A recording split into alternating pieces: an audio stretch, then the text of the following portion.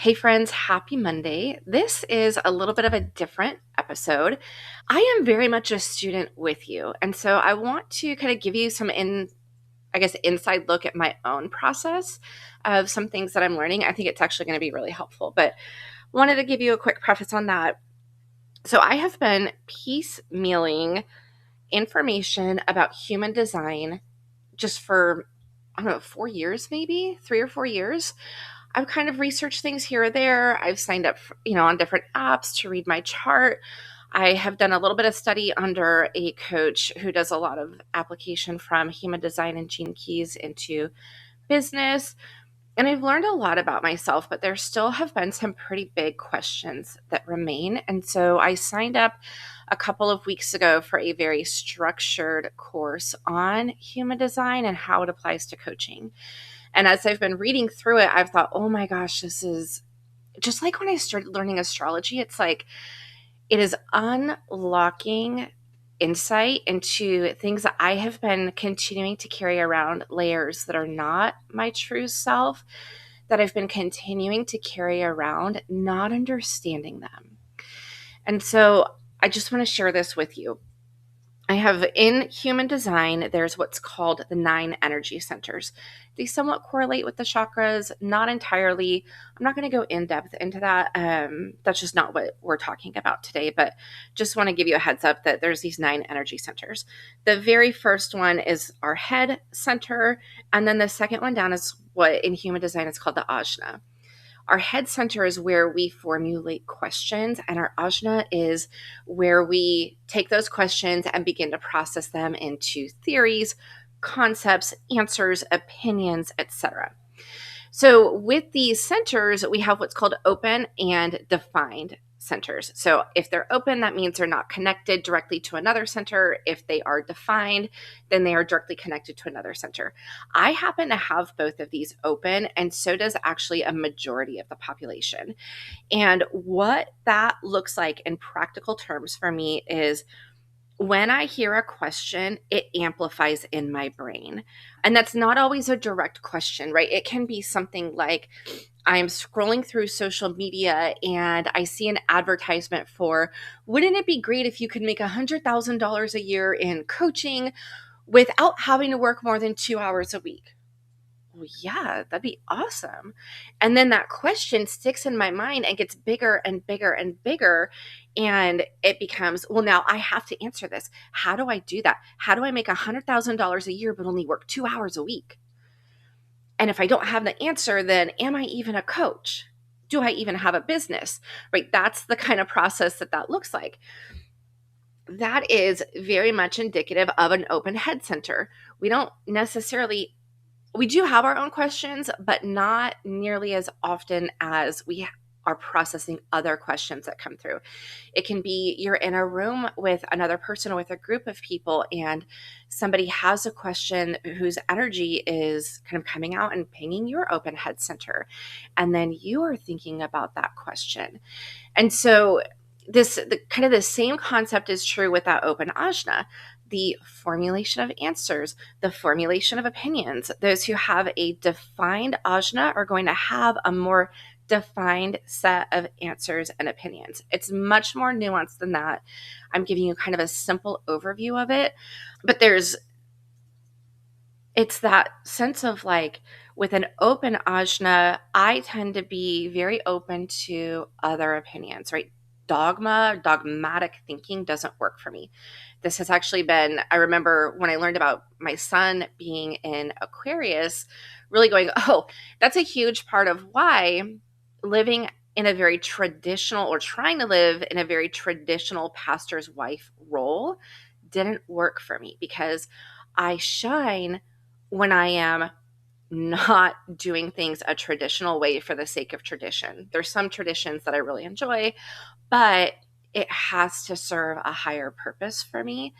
And living, anyway, this is another one of those where I'm connecting the dots going, okay, that's why living in a very kind of dogmatic setting didn't work for me. trying to pursue a dogmatic form of spirituality didn't work for me. Having this very closed box, this very binary, you are either in or you're out, you are either saved or you're not, didn't work for me, because I highly value and I have a lot of space for multiple perspectives.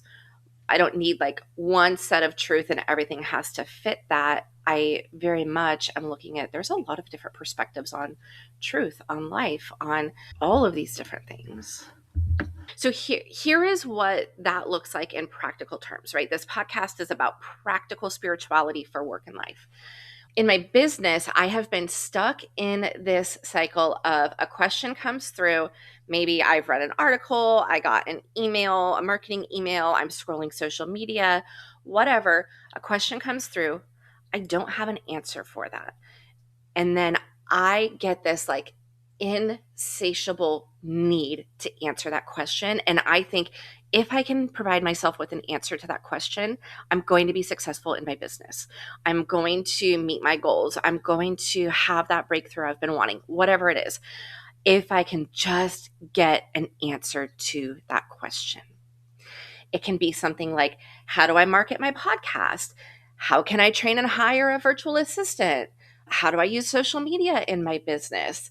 How do I have a sales call? How do I get people to say yes within 2 minutes of finding me online and they immediately are like, Kelly, take my money, take my money.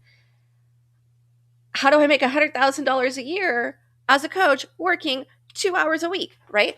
These questions come through and I feel like, oh my gosh, if I just had an answer for them, I would be successful. But here's the reality. Those aren't my questions. I'm not actually wondering how I make $100,000 a year working only 2 hours a week. I'm not saying I don't want to make money, but that specific question isn't mine. My questions are things like, how do I help women figure out what it means to be a Libra rising or have their sun in Scorpio or have their moon in Cancer? What does that look like on practical terms? That is a me question. How I market on Instagram is not a me question. I don't care. I don't do anything on Instagram. I'm actually working with someone who is really good at answering that question because it's not mine and it's not mine to answer. I want to do stuff on Instagram or on LinkedIn or wherever with my business. I want more people to know what I'm doing, but it's not my question. And therefore, finding the answer isn't mine. This happened earlier this week. I got an email from a coach who I really respect. I think her work is incredible. And in the email, she was advertising this curriculum building course that she has coming up. She's doing really cool stuff in it. But as I was opening the email, I got this little internal voice that said, hey, now's not the time for this kind of work for you. And I heard that and I continued reading the email. I clicked on the link. Well, how much does it cost? I'm curious. And I'm looking at, okay, in session 1, we're covering this. In session 2, we're covering this. It looks like great things to cover. And it's starting to ping all these questions for me. Well, how do I do trauma-informed work? Well, how do I bring somatics into what I do? Well, how do I ensure that when my clients are facing fear or resistance, I know how to handle that? And I'm going, well, shoot, now I need to answer all those questions. And so I might want to pay her and take this course and answer those questions. And that little voice came back and said, maybe take a day and think about this. And so I did. I paused. I took a day to think about it.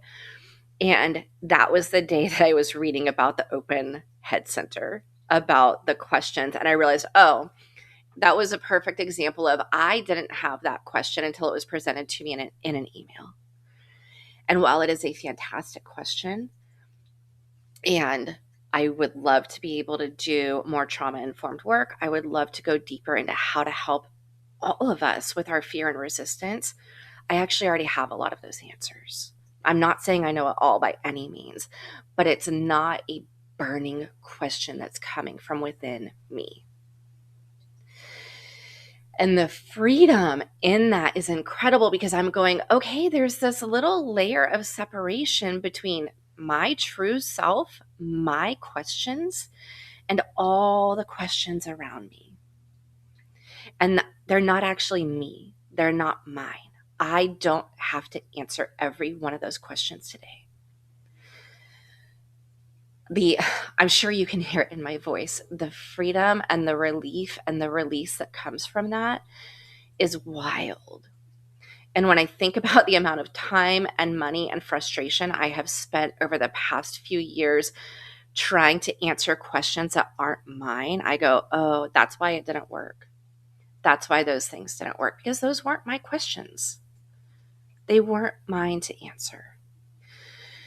This is the practical outworking of understanding our energetic blueprint, whether that's through astrology, through human design. Understanding our energetic blueprint gives us the ability to go, this is what is mine. This is what is my true self. Here is what is not mine. Here is what is coming from external sources.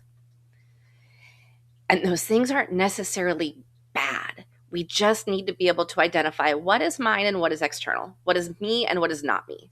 Human design uses that language a lot, the not self. That's what it means. The not me, the part that I don't have to directly identify with. I really, really hope that this is helpful for you all. If it's resonating, I would love to hear, because like I said, I'm a student with you all in this. I have piecemealed human design. I have piecemealed gene keys, and there's so much great information, but now it's the integration of it. Now it's the, how does this work out practically? That is what I am realizing. Really, that's what I am coming deeply and lovingly into in myself, is that that is my gift, that I can help myself and help others go, how does this work out practically? Friends, I hope that this week is a wonderful one. I hope that you have the ability to really pause and go, is that my question or did that come external? This is going to look different if you have a defined head source or head center. But for those of you who are resonating, going, oh my gosh, yes, that makes so much sense. Just think about that. And the thing that I've been trying to practice the last couple of days is, if, as I get a question, going, okay, that's a question. And then can I identify the source of it? And then if it's not 100, if I'm not sure that it came from me, then I'm going to let that pass. Like watching clouds go through the sky. That is a really cool looking cloud. Huh, cool. And then back to what I'm doing. So much love to you.